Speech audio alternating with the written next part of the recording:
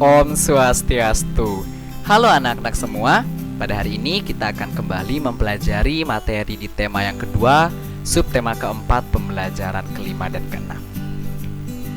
Jadi Pak Guru harap silahkan simak video pembelajaran ini sampai tuntas. Apabila ada pertanyaan, langsung tanyakan kepada Pak Guru melalui WhatsApp ataupun grup kelas. Nah, menyayangi hewan. Coba amati gambar ini pada buku paket tematiknya ya. Jadi Pak Guru mengambil ini dari buku paket tematik. Menyayangi hewan dengan cara memeliharanya adalah hal yang menyenangkan. Hewan juga bisa dilatih untuk melakukan berbagai kegiatan seperti berbaris, mengendarai sepeda, dan menari. Kita dapat melihat hewan-hewan yang terlatih itu dalam sebuah pertunjukan sirkus. Tidak hanya hewan yang jinak, hewan buas pun dilatih agar bisa ikut pertunjukan. Dalam sebuah kelompok sirkus, hewan-hewan dilatih dan dirawat dengan baik. Ya, jadi ini adalah gambar dari seekor gajah yang sedang dirawat untuk persiapan melakukan sirkus. Biasanya ini dapat anak-anak temui di kebun binatang ya. Jadi pertunjukan yang melibatkan hewan-hewan di kebun binatang. Nah, selain dilatih, hewan-hewan ini pula juga diberikan makan anak-anak. Selain itu, mereka juga dibersihkan badannya dengan teratur. Nah, para pelatih sangat menyayangi hewan-hewan asuhannya. Nah, itu termasuk kewajiban. Ya, jadi kewajibannya untuk mengasuh, menjaga, dan merawat hewan-hewan asuhannya. Nah, di antara anak-anak pasti ada juga yang mempunyai hewan peliharaan seperti kucing, anjing, ayam, ikan, dan lain sebagainya. Nah, contoh yang paling sering ditemui adalah peliharaan berupa anjing dan kucing. Tak jarang, kedua hewan tersebut dapat kita latih seperti ikut naik ke motor atau disuruh berdiri, duduk, atau berguling. Mereka mempunyai naluri untuk memahami instruksi atau perintah yang kita berikan karena mereka terbiasa untuk mendengarkan itu. Nah, sebagai pemilik yang baik, anak-anak berkewajiban untuk menjaga, merawat hewan-hewan peliharaan anak-anak supaya tumbuh dengan baik.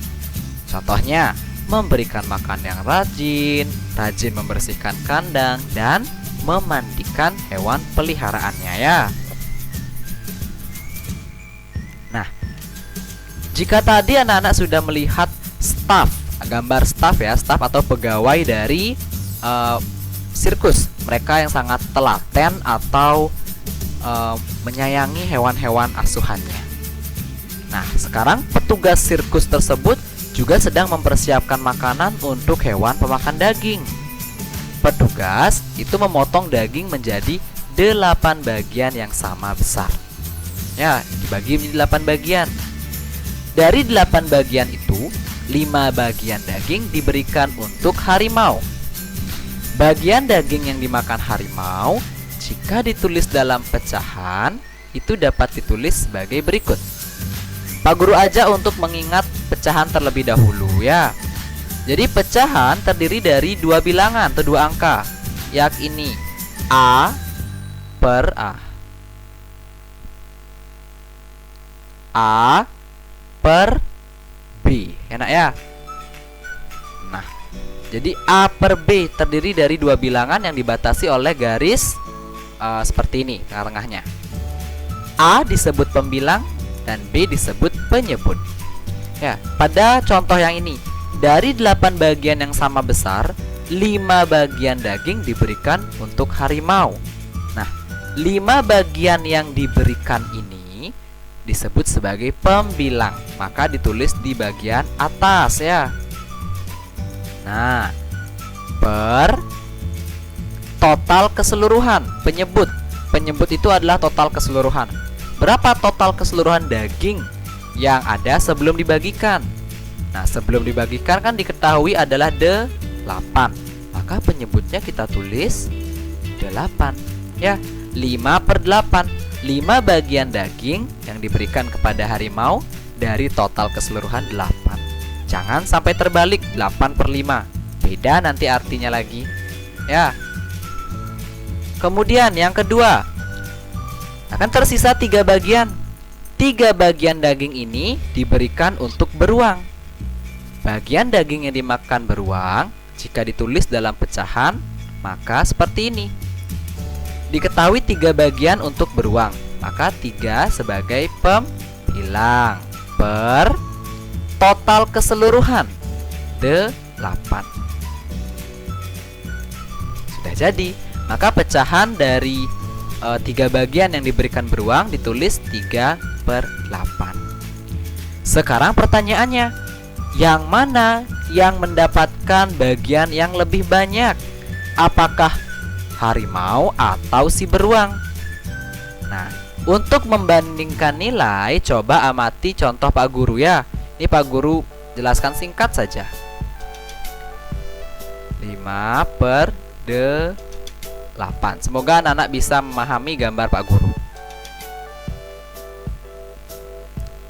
Untuk membandingkan suatu pecahan, anak-anak perlu mengetahui terlebih dahulu ini, nak.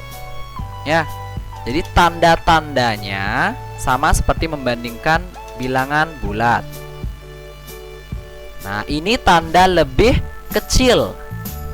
Ini tanda lebih besar.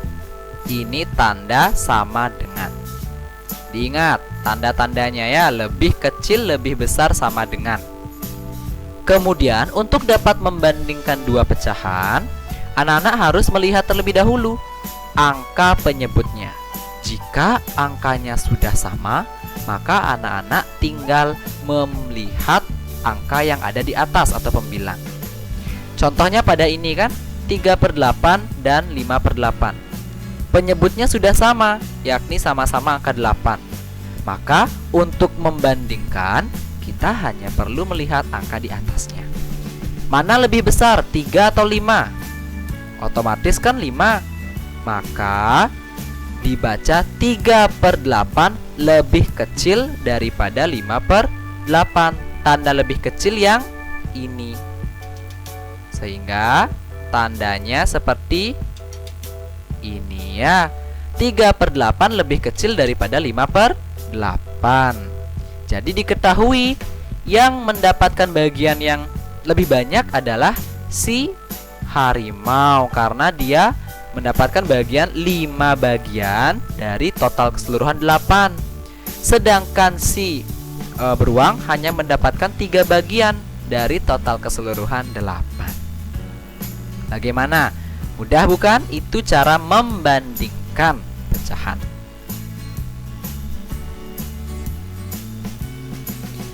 Nah, jika tadi anak-anak belajar tentang pembandingan pecahan, sekarang anak-anak akan belajar tentang pecahan senilai. Apa itu pecahan senilai? Pecahan senilai adalah pecahan yang mempunyai nilai yang sama dengan pecahan lainnya. Jadi walaupun angkanya berbeda, nilai mereka tetap sama ya nak ya. Nah ini, ayah memiliki sepetak tanah. Setengah bagian tanah akan dijadikan tempat untuk beternak ayam. Ayah membuat beberapa gambar setengah bagian tanah tersebut menjadi beberapa bentuk bagian. Nah, jadi ini adalah bentuk tanah yang utuh yang belum dibagi. Kemudian tanah tersebut dibagi menjadi 2 sama besar seperti ini. Maka penulisannya disebut 1/2 atau 1/2. Kemudian satu petak tanah ini dibagi menjadi 6 sehingga bentuknya seperti ini. Kemudian setengahnya itu berada di bagian ini. Apa guru ganti warnanya dulu. Nah, ini adalah setengahnya dan ini adalah setengahnya. Jika kita amati, nah, Pak Guru tarik garis biar sama terlihat jelas. Nah, ini adalah bagian setengah dari gambar petak tanah milik ayah ya. Jadi walaupun dibagi menjadi beberapa bagian seperti ini, yang gambar 2 1/2, gambar 3 3/6, gambar 4/8. Namun sebenarnya ukuran tanah mereka sama. Ya, tanahnya tidak berubah. Satu petaknya sama, tidak membesar, tidak mengecil. Hanya pembagiannya saja yang berbeda. Nah, ini disebut sebagai pecahan senilai, anak-anak. Untuk lebih jelasnya, mari simak materi lanjutnya. Nah, ini contohnya seperti ini. Satu bagian yang utuh, ini satu bagian yang utuh. Kemudian satu bagian yang utuh ini dibagi menjadi 2. Nah, dibagi menjadi 2. Ini dapat ditulis 1/2. Kemudian dari 1/2 ini kembali lagi dibagi menjadi 4 bagian. Nah, sehingga bentuknya seperti ini. Sehingga dibaca 2/4. Kemudian 2/4 ini dibagi lagi menjadi masing-masing menjadi 1, 2, 3, 4, 5, 6, 7, 8. Jadi 8 bagian. 4 bagian dari 8 bagian disebut sebagai 4/8. Jika anak-anak amati, panjang dari gambar ini tidak berubah, anak-anak. Ya, jadi nilai mereka tetap sama walaupun angkanya berbeda-beda. 1/2, 2/4, 4/8. Mereka tetap memiliki panjang yang sama, dengan bentuk semula. Nah, panjang mereka tetap sama. Jika Pak Guru berikan, jika diberikan warna terlihat. Walaupun mereka dibagi-bagi menjadi beberapa bagian, mereka tetap ukurannya sama, 1/2. Sehingga pecahan dari 1/2, 2/4, dan 4/8 ini memiliki perbedaan bilangan pada pembilang dan penyebut. Namun nilainya tetap sama. Ya, mereka tetap memiliki ukuran semula yang sama.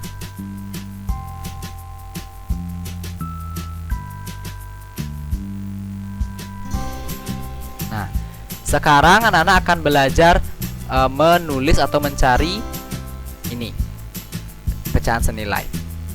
Yang ini kan gambarnya 1, 2, 3. Terdapat 3 bagian. Dari 3 bagian ini 2 bagian yang diwarnai, sehingga penulisan pecahannya 2/3. Terdapat 2 bagian yang diwarnai dari total keseluruhan 3.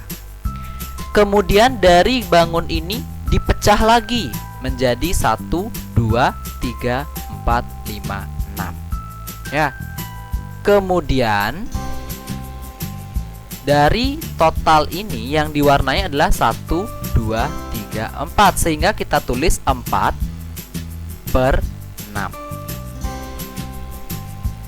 Kemudian yang ini dibagi lagi menjadi 1, 2, 3, 4, 5, 6, 7, 8, 9, 10, 11, 12. Nah, dari 12 bagian ini ternyata 1, 2, 3, 4, 5, 6, 7, 8. 8 bagiannya diwarnai. Walaupun angkanya berbeda-beda, anak-anak, lihat ini 2/3, ini 4/6, ini 8/12. Ukuran panjang mereka tetap sama, tidak ada yang lebih panjang, tidak ada yang lebih pendek, karena mereka sejatinya adalah satu sama, satu nilainya ya.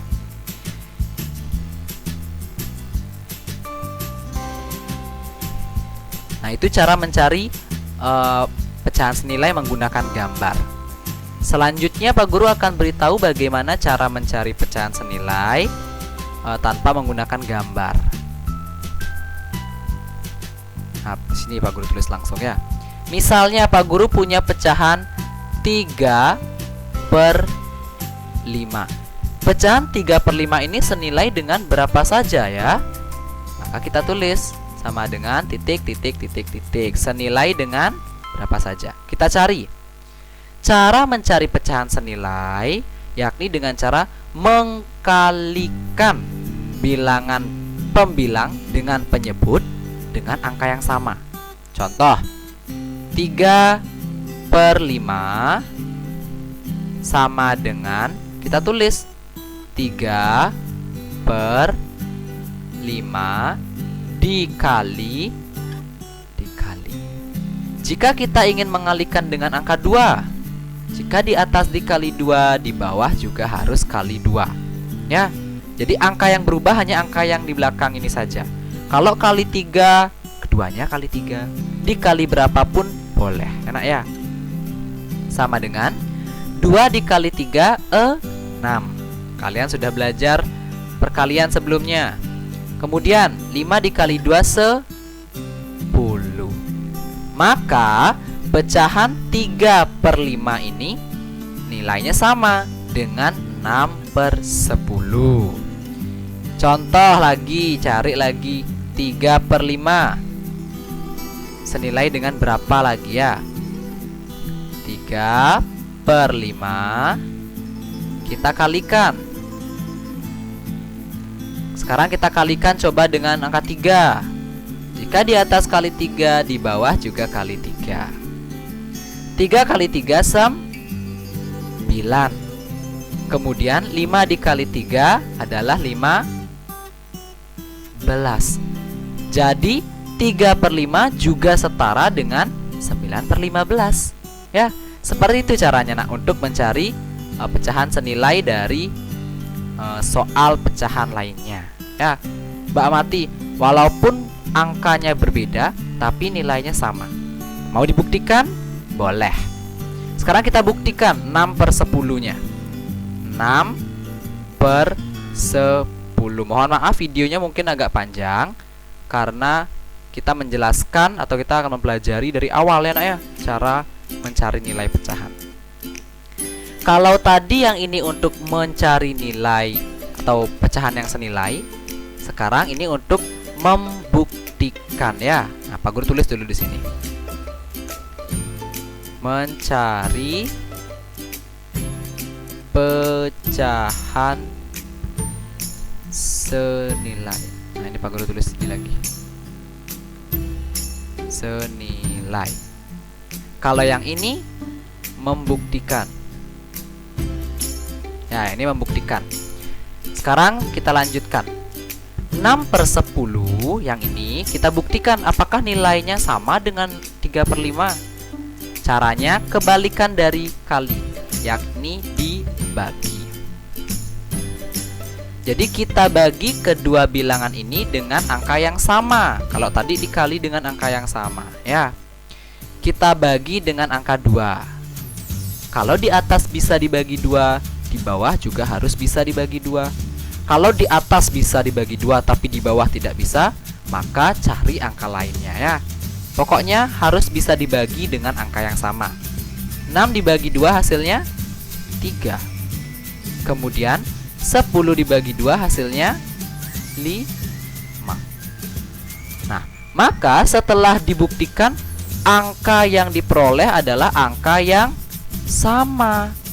Jadi sudah terbukti bahwa 6/10 senilai dengan 3/5. Begitu pula 9/15 ya. Nanti anak-anak bisa coba di tempat masing-masing.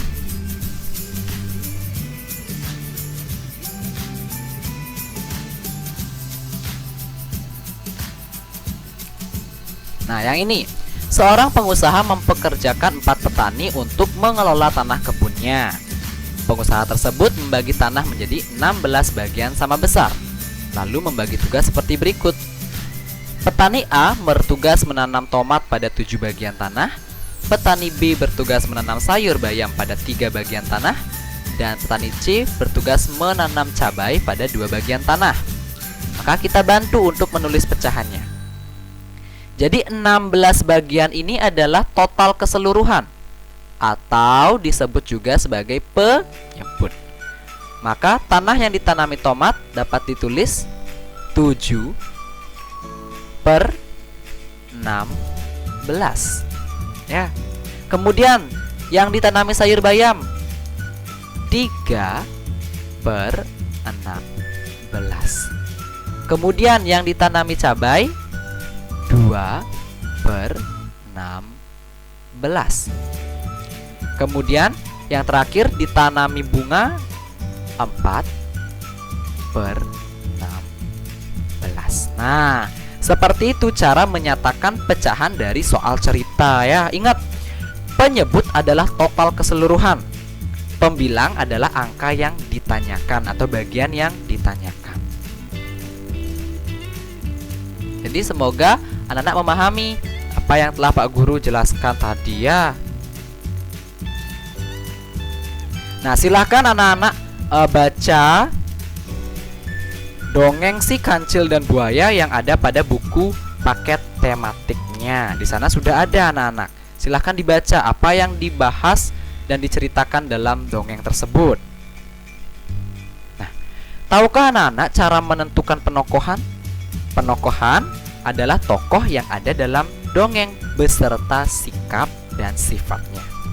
Nah, untuk tahu siapa saja tokohnya, anak-anak harus membaca dongeng dengan seksama.